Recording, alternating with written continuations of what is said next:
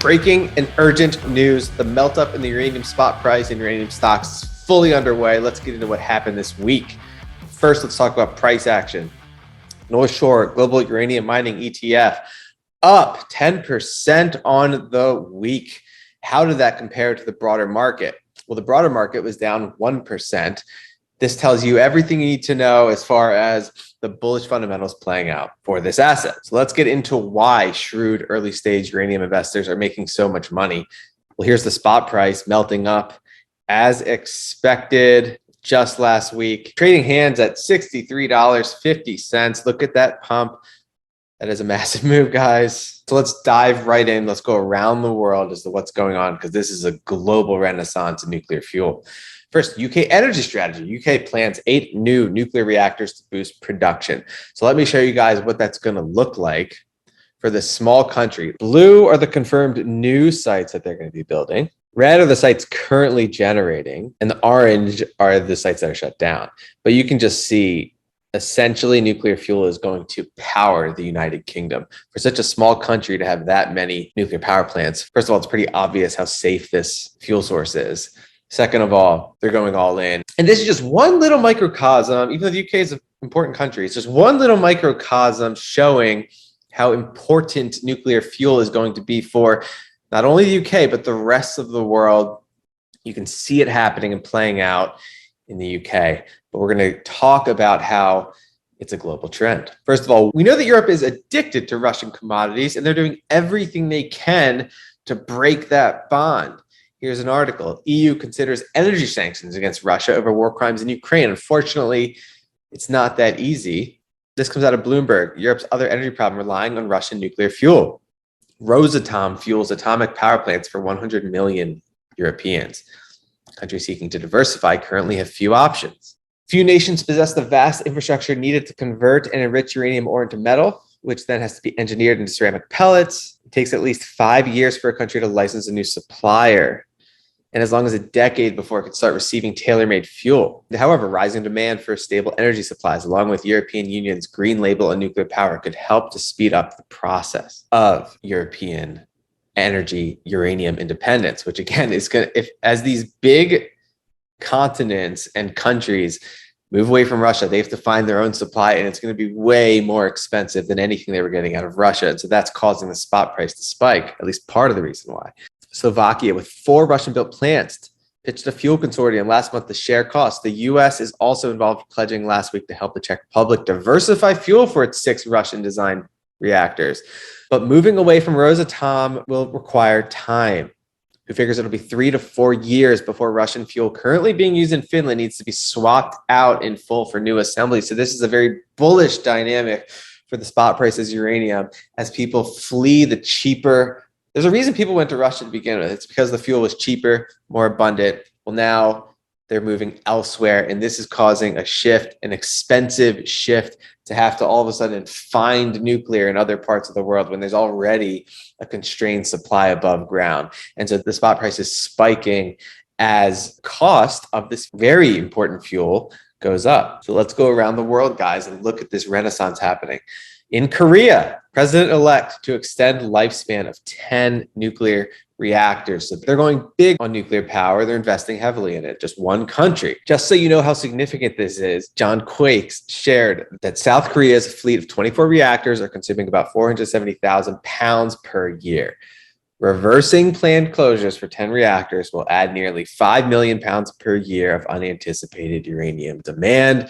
Supply shock. We are in a supply crunch. So every time a country decides to reverse course, which a lot of people have already foreseen them doing, but it's not quite baked into the uranium spot price, every time that happens, it just causes the supply shock to get even worse. The Netherlands CDA party announces action plan to build a fleet of small modular nuclear reactors to achieve net zero and reduce dependence on fossil fuels.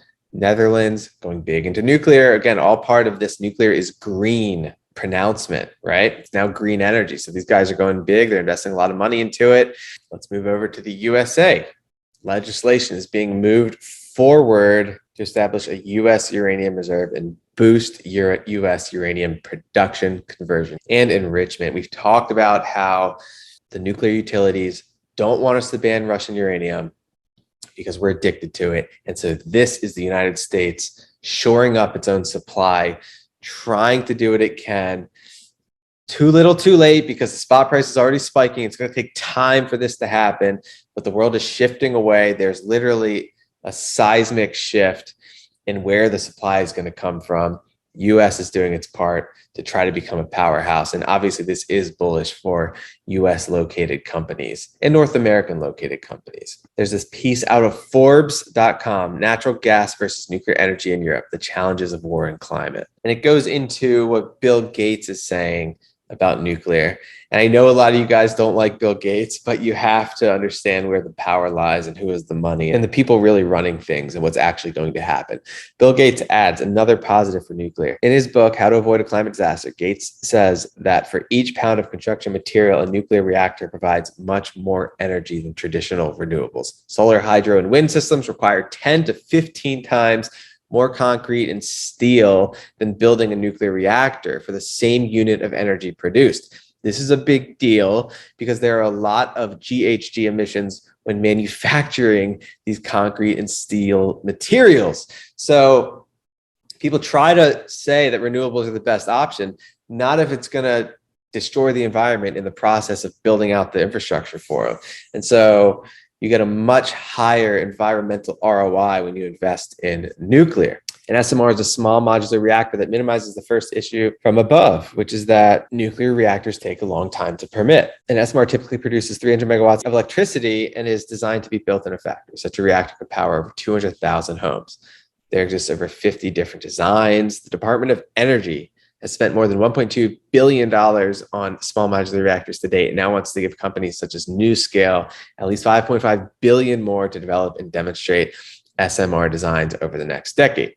And so practical application is probably 10 to 20 years away, but this just goes to show the long-term nature of this investment, because in 10 to 20 years, when SMRs truly just proliferate around the globe, well, the demand for uranium is going to exponentially increase with that. And so more and more is going to need to be pulled out of the ground. And so that's just, a bullish scenario in the next decade or so. This piece talks about nuclear fusion, which a lot of people are pointing to as kind of the uranium killer because nuclear fusion doesn't require it. How soon nuclear fusion? There's been progress made in this field. So the team recently announced they've doubled the fusion energy produced, a major step forward. The next step will happen in a bigger and better lab in France, expected to start up in 2035. The attraction is that 1 pound of fusion cell will generate more than 10 million times the energy of 1 pound of coal. But commercial application of fusion is decades away. So it's not a solution for climate change before 2050. So we're 30 years away from that being even close to a threat for uranium as the global fuel supply. And the bottom line is that the days of cheap uranium supply out of Russia are over. The world is scrambling to find it elsewhere. Here you have breaking news. European Parliament calls for an immediate EU embargo on uranium nuclear fuel from Russia. We've had the same types of discussions in the United States. All that means is the spot price is going to spike, which it has been this week. Now, the one risk to uranium stock price action is obviously a crashing stock market. If the broader market sells off, then there's a liquidity event and stocks, including uranium stocks, will crash in that environment. And that is a very, very likely possibility, especially given if you look at the slowing economy data around the world. It's actually not great at all. Interest rates are spiking.